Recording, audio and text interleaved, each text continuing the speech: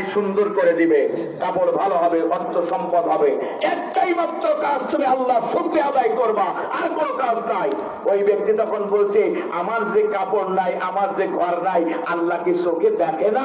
আবার আল্লাহর প্রশংসা করতে হবে কেন গো? আল্লাহ পাক ডাক দিয়ে বলে, এই ব্যক্তির পরনের কাপড়টা বাতাস তুমি এক বাতাসে ধাক্কা দিয়ে ওখান থেকে উড়িয়ে ওড়ে ল্যাংটা করে দিয়ে দাও, ঘরটাকে ভেঙে চোরমার করে দিয়ে দাও। যে আল্লাহ শুকরিয়া আদায় করবে না, আল্লাহর জমিনে তার থাকার অধিকার নাই। ঠিক না? আবার মুসলমান ভাইরা আস্তে করে চলে এসেছে, যার হাত নাই, পা নাই, কিচ্ছু নাই, গড়াগড়ি দিচ্ছে, এই ব্যক্তির কাছে মনে আছে তো নাকি?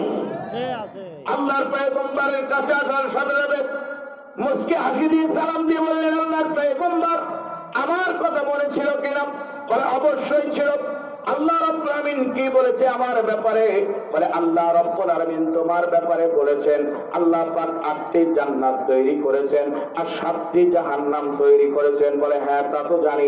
বলে ওই 7টি জাহান্নামের ভিতরে একটি জাহান্নামের মধ্যে একটা ছিদ্র করা আছে, ওই ছিদ্রর ভিতরে ছিদ্রটা বন্ধ করার জন্য আল্লাহ রাব্বুল আলামিন তোমাকে সৃষ্টি করেছেন। যেই মাত্র এই কথাটা বলেছেন, সাথে সাথে ওই হাত নাই, পা নাই আল্লাহর বান্দা এত আওয়াজ দিয়ে আল্লাহ শুকরিয়া আদায় করেছে, আলহামদুলিল্লাহ। যেমন একজন ছাত্র, একজন ছাত্রী সরকারি চাকরি পাইলে, গোল্ডেন এ প্লাস পাইলে, সুন্দর কোন খবর পাইলে, একজন ব্যক্তি যেমন আনন্দের সঙ্গে লাভ দিয়ে শুকরিয়া আদায় করে, ঠিক তেমন ভাবে শুকরিয়া আদায় করলেন। হাত নাই, পা নাই, এই ব্যক্তিটা আল্লাহ শুকরিয়া আদায় করেছেন। আল্লাহ রাব্বুল আলামিনের পয়গম্বর ডাক দিয়ে বলেন, এ আল্লাহর বান্দা, তুমি কি জেনে শুকরিয়া আদায় করলে না না জেনে শুকরিয়া আদায় করেছো? আল্লাহর বান্দা ডাক দিয়ে বলেন, আমি অবশ্যই জেনে বুঝে তারপরে আল্লাহ শুকরিয়া আদায় করেছি। বলে তুমি কি জেনেছো? আল্লাহ কিন্তু জান্নাতের ছিদ্র বন্ধ করবে না, জাহান্নামের ছিদ্র বন্ধ করবে, এই কথা বলেছেন। ওই খোলা ব্যক্তি, ওই পঙ্গু ব্যক্তি ডাক দিয়ে বলেন, আমি তো ওই কথাই জেনে আল্লাহ শুকরিয়া আদায় করেছি। হযরত মুসা আলাইহিস সালাম হতবাক হয়ে গেলেন, জাহান্নামের ছিদ্র বন্ধ করা হবে আর তুমি আল্লাহর শুকরিয়া আদায় করলে, কারণটা কি? ওই ব্যক্তি তখন বলতেছেন, আল্লাহর পয়গম্বর একটু কান খাড়া করে দিয়ে শুনুন, আসমান আর জমিনের ভিতরে যা কিছু আল্লাহ সৃষ্টি করেছেন, এই সৃষ্টি সব একমাত্র মানুষের কল্যাণের জন্য, মানুষের ব্যবহারের জন্য, মানুষের প্রয়োজনের জন্য আল্লাহ সৃষ্টি করেছেন। এই পৃথিবীতে যা সৃষ্টি করেছেন সব মানুষের ব্যবহারের জন্য, মানুষের উপকারের জন্য, মানুষের কল্যাণের জন্য ব্যবহার করেছেন। আর শুধু আমার আল্লাহ রাব্বুল আলামিন আমাকে আল্লাহ প্রয়োজনের জন্য সৃষ্টি করেছেন, দুনিয়ার মানুষের প্রয়োজনের জন্য সৃষ্টি করে নাই। কারণ আল্লাহ রাব্বুল আলামিন তার জাহান্নামের ছিদ্র বন্ধ করবে, এই জন্য আমাকে সৃষ্টি করেছেন। তাই আমি আল্লাহর প্রতি খুশি হয়ে গেছি। আল্লাহ, তুমি আমার মতো একজন পঙ্গু মানুষকে তোমার প্রয়োজনের জন্য সৃষ্টি করেছো। ও মাবুদ, তাই তোমার শুকরিয়া আমি হৃদয় থেকে আদায় করলাম।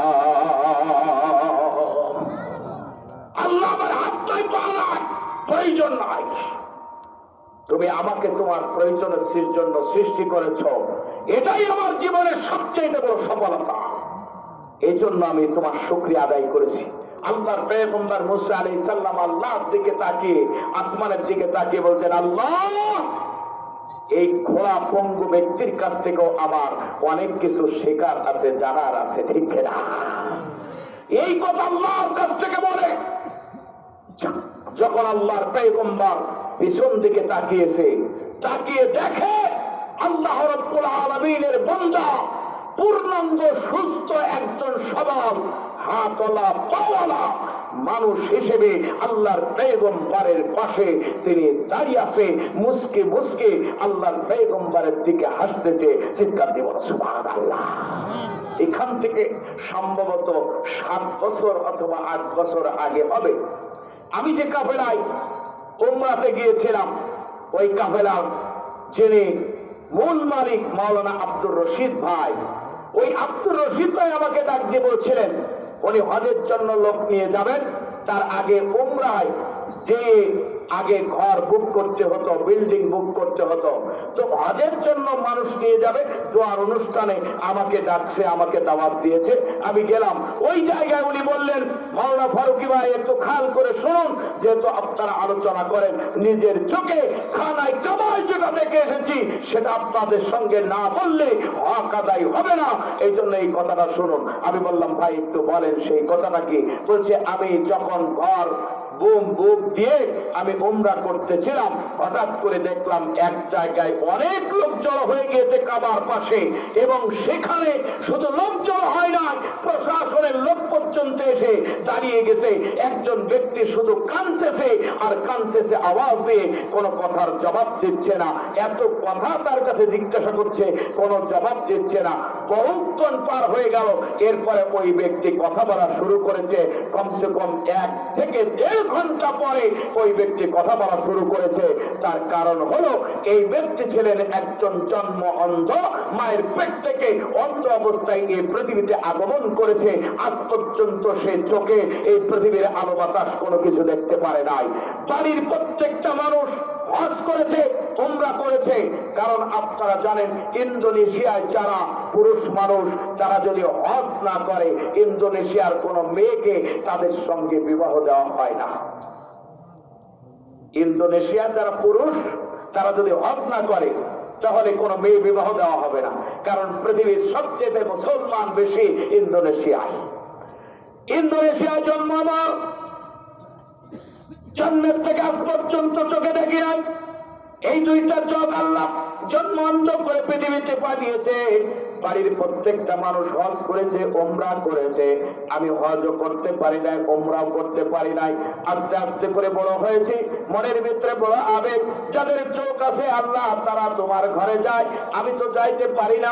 কিন্তু আমার মনের ভিতরে একটা আগ্রহ জন্মালো, যে সময় লোকের চাপ কম থাকে ওই সময় আমি উমরা করার জন্য আমার পরিবারের কিছু সদস্যদের সঙ্গে যেতে চাই। ওই ব্যক্তি তার পরিবারের সদস্যদের সঙ্গে চলে আসলো উমরা করার জন্য। খানায় কাবার চতুর্পাশে 7 বার তওয়াফ করতে হয়। আল্লাহ রাব্বুল আলামিনের বান্দা 7 বার তওয়াফ করলেন। তওয়াফ করার পরে ডাক দিয়ে বললেন, আমার ভাইয়েরা, এই কাবার ভিতরে এমন একটা জায়গা আছে যে জায়গার নাম হলো মুলতাজিম। এই মুলতাজিমে যদি হাত দিয়ে আল্লাহ রাব্বুল আলামিনের কোন বান্দা আল্লাহর কাছে দোয়া করে, আল্লাহ রাব্বুল আলামিন তার দোয়া ফেরায় দেয় না। কারণ বদর যুদ্ধের সময় আবু জেহেল যাচ্ছে আল্লাহর নবীর সঙ্গে যুদ্ধ করার জন্য।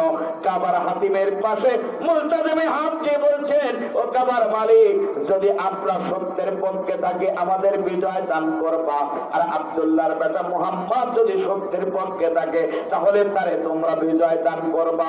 যেহেতু মুলতাজিমে হাত দিয়ে আবু জেহেল এই কথা বলেছে, আল্লাহ রাব্বুল আলামিন সাথে সাথে আবু জেহেলের দোয়া মঞ্জুর করে নিয়েছে।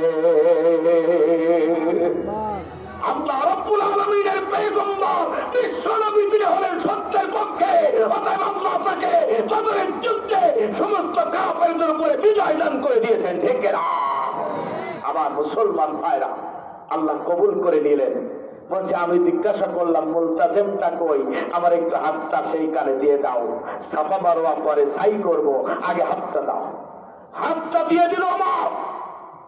ওই জায়গা হাত দিয়ে বললাম, ও কাবার মালিক, আমি জন্ম অন্ধ, আমি জন্ম অন্ধ অবস্থায় বেড়ে উঠেছি, আমি কাবায় আসতে পারি নাই। কাবায় এসেছি, 7 বার তওয়াফ করেছি, আমার যারা প্রতিনিধি আছে তাদের সাথে আমি তওয়াফ করেছি, 7 বার ঘুরেছি। এখন আমি জানি এই মুলতাজিমে হাত দিয়ে দোয়া করলে দোয়া মঞ্জুর হয়। ও কাবার মালিক, যে কাবা তুমি তওয়াফ করিয়েছো, ওই কাবা না দেখা পর্যন্ত যেন তুমি আমাকে কাবার থেকে বাড়িতে নিয়ে যাবা না। আল্লাহর কাছে দোয়া করলাম, আল্লাহ রাব্বুল আলামিনের দরবারে দোয়া মঞ্জুর হয়ে গেল। বহুক্ষণ ধরে দোয়া করতেছি, চোখ আমার অন্ধ, চোখ আমার বন্ধ। কোনো কিছু আমি দেখি না। এইভাবে চোখটা বন্ধ করে মুলতাজিমে হাত দিয়ে যখন মালিকের কাছে দোয়া করলাম, দোয়া করতে করতে এক পর্যায়ে চোখের পানি গল গল করে বের হয়ে যাচ্ছে।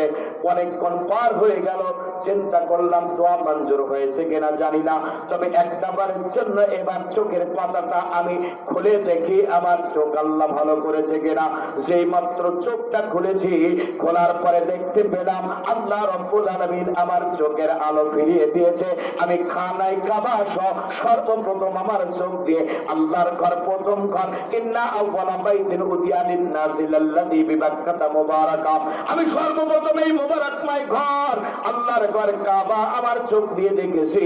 এই কাবা দেখার পরে আমার ভিতরে এত বেশি অনুভূতি হয়েছে, আমি আল্লাহর আসমানের দিকে তাকায় আর চোখের পানি ছেড়ে দিয়ে নিজের মনের ভিতরে এই পৃথিবীর যত ব্যথা ছিল, জমানো ব্যথা সব ছেড়ে দিয়ে আল্লাহর দরবারে কেঁদেছি। এই কাঁদতে কাঁদতে কাঁদতে কাঁদতে এক পর্যায়ে যখন আমার কান্না শেষ হয়ে গিয়েছে,